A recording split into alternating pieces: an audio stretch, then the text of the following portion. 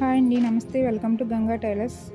Hand cut చేయడం ఎలాగో చూద్దాం. ఫస్ట్ అయితే బిగినర్స్కి, కొత్తగా నేర్చుకునే వాళ్ళకి హ్యాండ్ 3 కొలతలతో ఎలా సులువుగా కట్ చేసుకోవాలో చూద్దాం. ఫస్ట్ హ్యాండ్ పొడవు తీసుకోవాలండి. హ్యాండ్ పొడవు అయితే ఎంతైతే ఉందో అంత తీసుకోవాలి. కింద ఖర్చులకి మనం ఎంత ఉంచుకుంటున్నామో హాఫ్ ఇంచ్ అయితే హాఫ్ ఇంచ్ వదులుకోవాలి, 1 ఇంచ్ ఉంటే 1 ఇంచ్ వదులుకోవాలన్నమాట. కింద ఖర్చులకి పైన ఖర్చులకి లైన్ వేసుకుని ఈ విధంగా మార్కింగ్ చేసుకోవాలి. మార్కింగ్ చేసిన తర్వాత హ్యాండ్ లూజ్ చూడాలి. లూజు ఈ విధంగా అన్నమాట. కింద లూజ్ మార్క్ చేసుకుని 2 ఇంచులకి ఖర్చులకు మార్క్ చేసుకోవాలన్నమాట. పైన 1.5 ఇంచు మార్క్ చేసుకోవాలి. ఆ మార్కింగ్ చేసుకుని చంక దగ్గర నుంచి హ్యాండ్ లూజ్ ఎంత వచ్చిందో బ్లౌజు ఇలా పట్టుకొని చూసుకోవాలన్నమాట.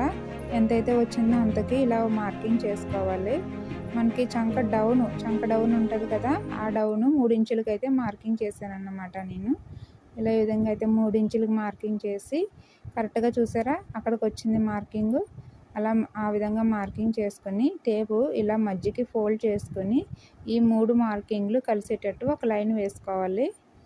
ఇలా ఒక లైన్ వేసుకున్న తర్వాత డ్రా చేసుకోవడమేనండి.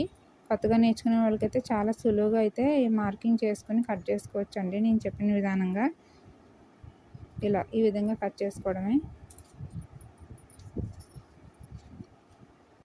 ఇలా మార్క్ చేసిన తర్వాత హ్యాండ్కి లోతు తీయాలన్నమాట. అది నెక్స్ట్ వీడియోలో చెప్తాను. వీడియో నచ్చితే లైక్ చేయండి, షేర్ చేయండి.